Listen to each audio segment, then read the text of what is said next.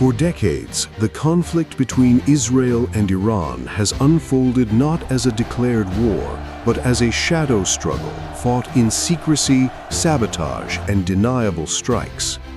It began after Iran's 1979 Islamic Revolution, when the new leadership in Tehran openly called for the destruction of Israel and positioned itself as a leader of resistance against it. Israel, viewing Iran's expanding regional influence and nuclear ambitions as an existential threat, responded not with formal declarations, but with covert action. What followed became one of the most complex and persistent shadow wars in modern history.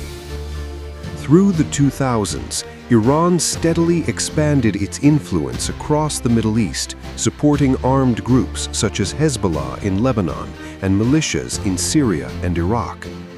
Israel saw this growing network as a tightening ring on its borders.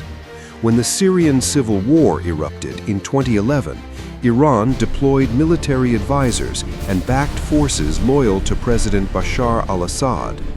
Israel, determined to prevent advanced weapons from reaching Hezbollah and to stop Iran from establishing a permanent military presence in Syria, began carrying out hundreds of airstrikes on Iranian-linked targets inside Syrian territory.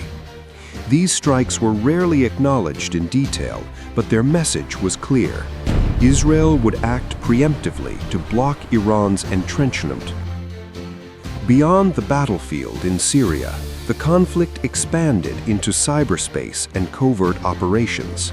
In 2010, the Stuxnet computer worm, widely attributed to the United States and Israel, disrupted Iran's uranium enrichment facility at Natanz, damaging centrifuges and marking one of the first known uses of cyber weapons to sabotage a nuclear program.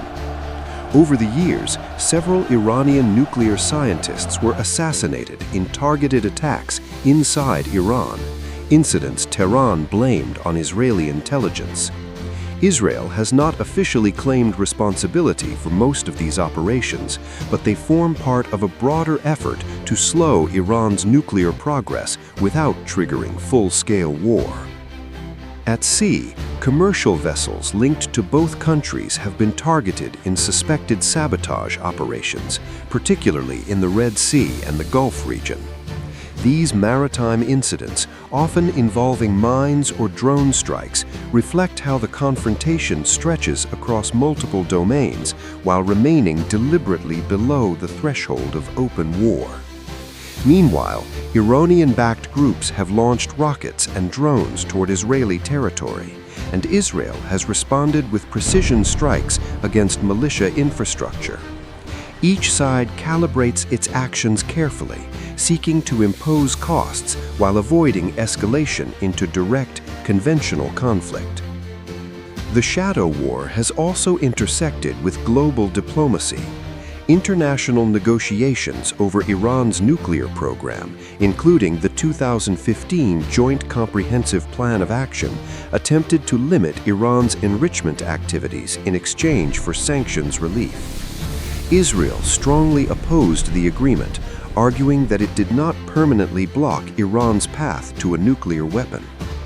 After the United States withdrew from the deal in 2018, tensions escalated further, and Iran gradually increased its uranium enrichment levels, heightening Israeli concerns and intensifying covert efforts to contain the program. Despite years of confrontation, both nations have largely avoided direct, declared warfare against each other's territory. Instead, they operate in a strategic gray zone, using proxies, intelligence services, cyber capabilities, and precision strikes to compete for regional dominance. This shadow war has reshaped the security landscape of the Middle East, drawing in regional powers and global actors, and keeping the possibility of wider conflict constantly in the background. It is a war without official start or end dates, fought in silence yet felt across borders, where every covert action carries the risk of open confrontation, and where the balance between deterrence and escalation remains fragile.